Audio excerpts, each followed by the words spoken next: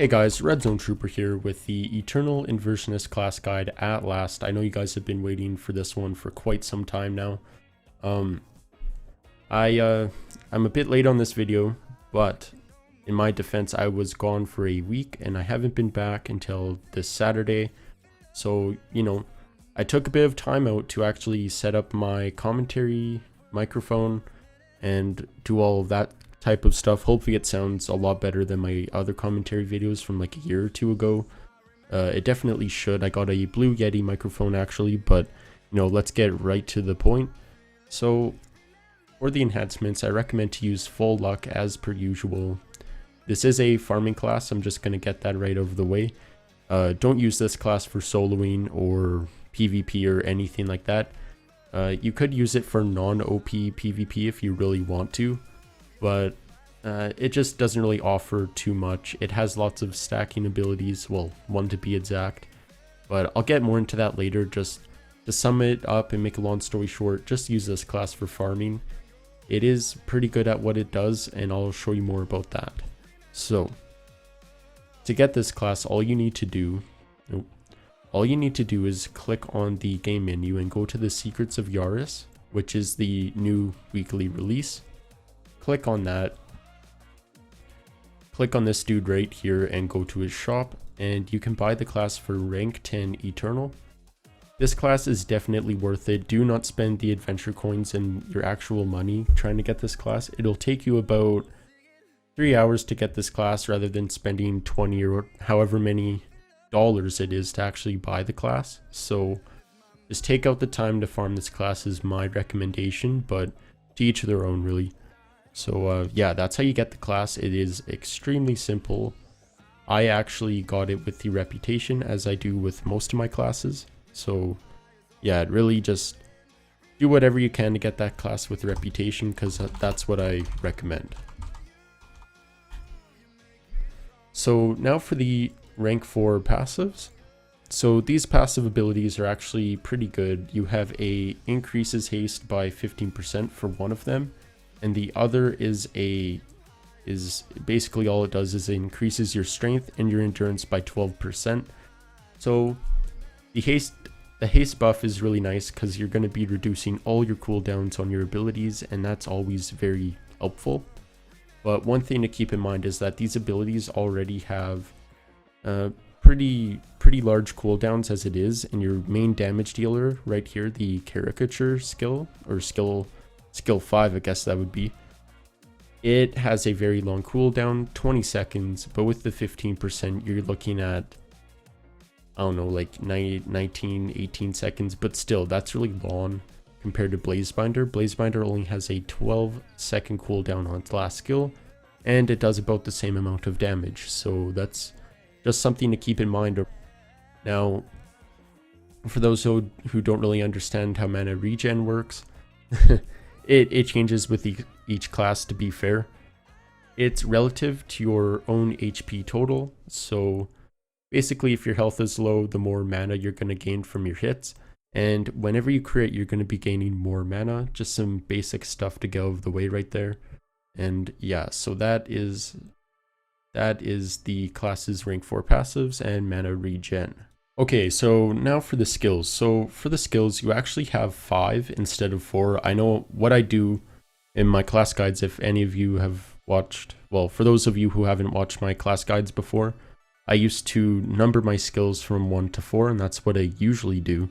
But whenever there's a class that actually has a unique auto attack, I just go by like 1, 2, 3, 4, 5. Whereas I count the non-auto attack skills, and that's where I start from, if that makes any sense. Yeah, you guys should understand that. But yeah, so for the first skill, or your auto attack, I guess you could say, Inverted Blade, it has a 15% chance to do a heal over time for 6 seconds. And hopefully I can actually activate that. Yeah, this auto attack doesn't do a whole lot of damage, and you'll notice that right away. Yeah, really lackluster damage, to be honest. 358, not that great.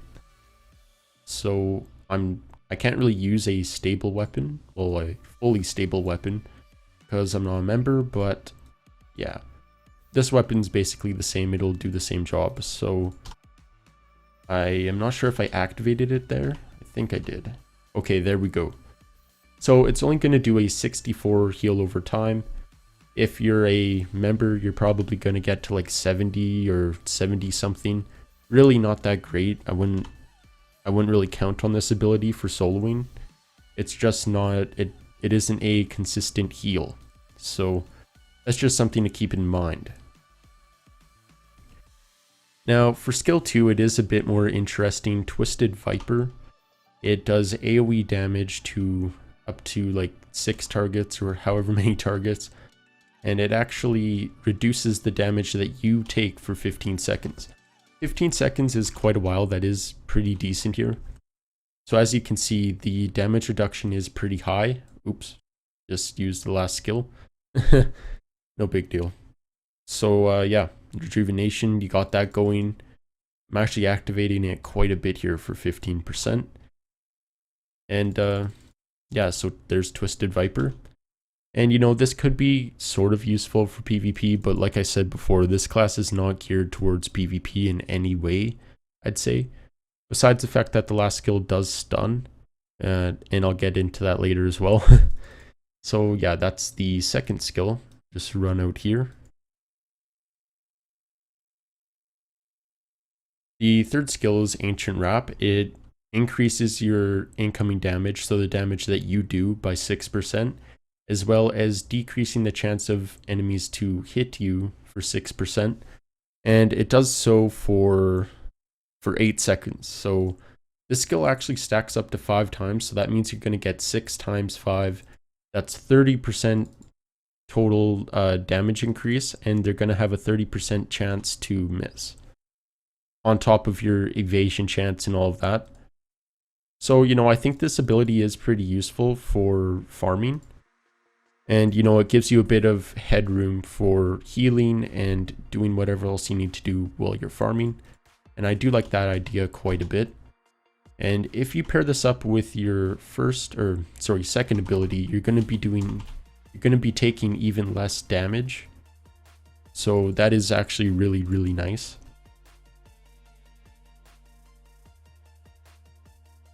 And that's how that skill works, really. It's actually pretty decent. It doesn't do a whole lot of damage, but the effects that it has is pretty good. And now for the fourth skill, called Stasis. This will do an AoE, area of effect damage, to all targets, and basically what it does is it reduces their haste, all of their haste, and it's really useful for PvP, I guess you could say, in some aspects. And in PvP, reducing haste is very nice because it increases the cooldowns of your enemies. So that can be actually really nice to have. And for monsters, you know, it's decent, considering the fact that you have a really lackluster heal over time as your first ability. I'm sure I've said that a few times, but yeah. So, you know, you're not going to be doing a whole lot of damage with this ability, but that's kind of to be expected when it is in a rare class and stuff like that, unfortunately. But, you know, compared to Daemon and Blazebinder, I don't see a whole lot from this class. And yeah, like pretty low damage right there. And now, last but not least, the character skill. Come on, get it right, man.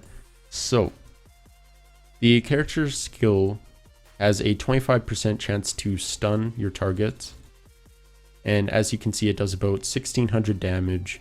Not that great, but when you do get the buffs, which is the 30% damage buff, you're going to be doing approximately 2100 damage, and that is a lot better. So there, 1875, but I didn't fully stack that skill that time. So let's just wait for this. No, I'm actually going to go into this room. Okay, so you stack up this ability basically, and then you use your last skill, and it's going to do increased damage all across the board. Let's see. 1970, so I think I got like 4 buffs on there, but you're going to be doing well over 2k damage, so that is quite nice. It is comparable to Blazebinder in the numbers of how much damage it does, but overall, Blazebinder, you're going to be using your last skill way faster than this class, and it's kind of overall better in my opinion. And that's just my perspective on this class. So like I said, I would do a soloing part of this class, but it really doesn't stand out in soloing or PvP, but in farming, it does quite well. So as you can see, I'm going to actually use all of my skills. And you know, it is pretty decent. You can basically use whatever skills you want. But when you're farming, I'd recommend for your skill combo to stack your third ability, the Ancient Wrap, get that 30% damage buff on, and then use your last skill to do massive damage. But if you just have small guys like this, I really wouldn't be too concerned about keeping that buff up, because you're basically going to one-shot them most of the time.